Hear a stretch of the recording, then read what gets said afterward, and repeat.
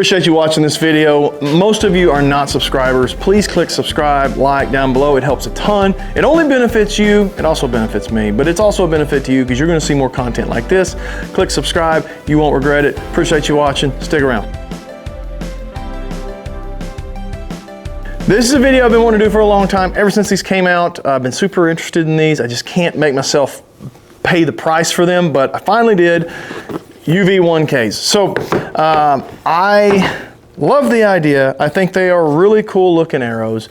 I just want to know, are they worth it? Are they worth the price you pay for these expensive arrows? So these are UV 1Ks in a 350 spine.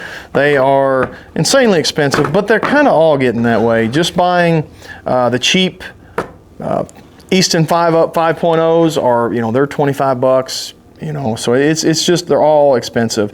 These are 434 grains. I'm going to check all 6 of them. We'll check to see how consistent they are, and then we'll spin them, and then we're going to go shoot them and just see how they fly and if we notice any issues with them.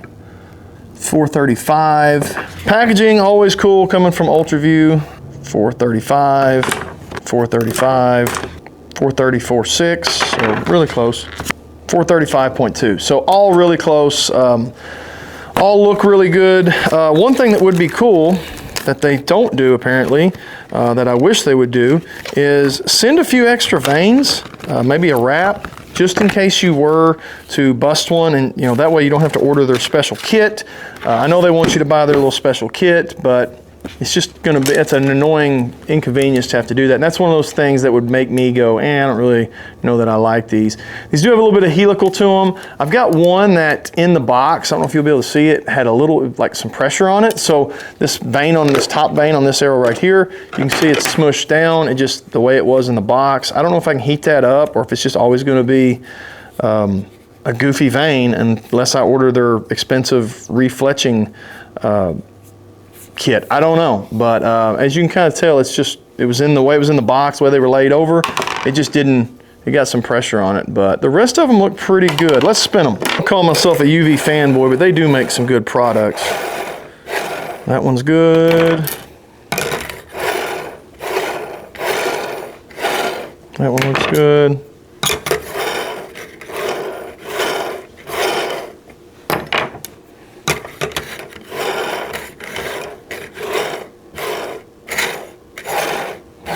That one might have just a little bit of wobble out of it, but not much. That's the only one that's looked semi-bad to me. That one's good.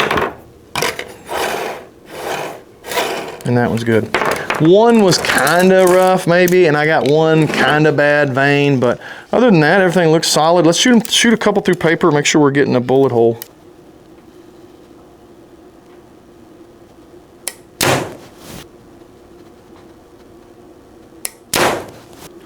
What you would consider this, but I think right here's what we're talking about. That's the last one. The other one was over there, but man, I think that's a pretty dang good bullet hole. I mean, there might be somebody that would nitpick that, but for me, I don't know that I could really improve that just a whole lot. So in other words, we're gonna go shoot.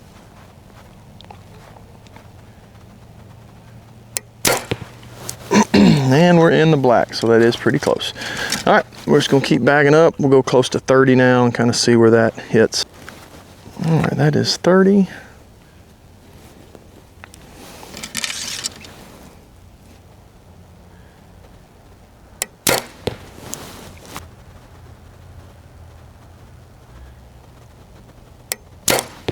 Okay, we're in there. Let's go to 40.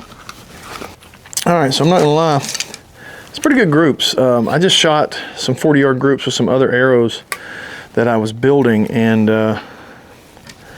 these grouped really good. So there might be something to this whole idea. Let's see what we can do at 40 yards.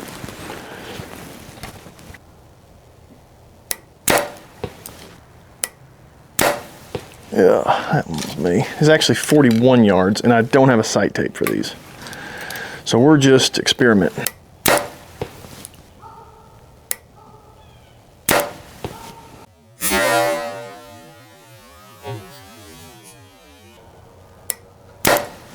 All right, I'll admit I'm a little shocked by this because some of those shots were breaking not great. And they're all in the black. This one's just touching the bottom of the black, but they're not horrible at 40 yards. For a new bow that's not been set up, I don't have a sight tape for them, I'm just kind of guessing. Some of them would have, I think, were bad shots, and either the bow is forgiving or the arrows are forgiving, I don't know. One of them's got a goofy fletch somewhere in here, and they hit really dang good. Let's see if I can find that bad fletch one. The fact I can't find the bad fletching one, it might be that one. I think it's that one. The top one's laid over. It's right in the center, stacked right next to this one. Might be something to these expensive arrows. I know you UV haters don't want to hear it. All right, so UV 1Ks. 6 of them for about $250, something like that. I'll try to put a picture of them up there. I know there's been some sales on them, like Shields had them, I think, for less than $200. I don't know what all that entails, but pretty impressed with them. And the more I get into expensive arrows, HLRs, 5.0s, match grade, they're not that far off on price. They're kind of, you know, get what you get, the good components, the solid components, the good arrows, already fletched, built just like they ought to be. They're not bad price, really, when you think about it. Arrows are getting stupid expensive. Now, I know you're getting a dozen versus you're getting 6. If you were to buy a dozen HLRs, you know, it's going to be 200 something bucks. You're only getting 6 of these for that price, so keep that in mind. But these are fleshed with really good, you know, fletchings and wraps and components and tips, and they are built really well. They're forgiving is the best way I can describe them. A bad shot that breaks bad, you go, I don't know about that. You know, it somehow pulls it into the black. Now, that could be the bow as well, but I just shot 40-yard groups with some other arrows that I've got another video about. They weren't as forgiving as these. So there was something to these, it felt like. They look like they're flying good and straight. The weight is right where I want them to be, just between 4 and 450. So I will hunt with these this year. Without a doubt, I will put a broadhead on these and I will hunt with these this year.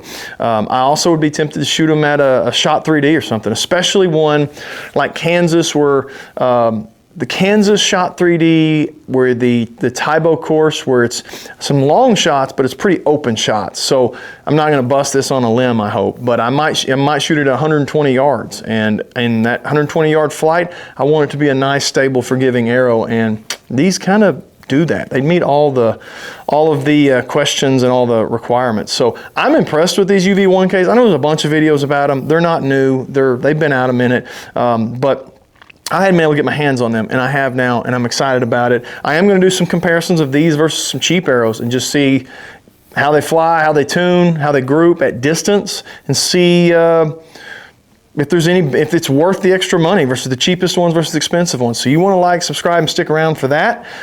You also want to leave a comment. It helps the algorithm out. Go check out RamboBikes.com. Use RRR Woods at checkout. If you're in Arkansas, go check out Fishing Stuff Outdoors and have them check your bow, get it all tuned up, get some arrows built, order you some UV 1Ks or something. Appreciate you guys for watching, sticking around. Like, subscribe. Appreciate it.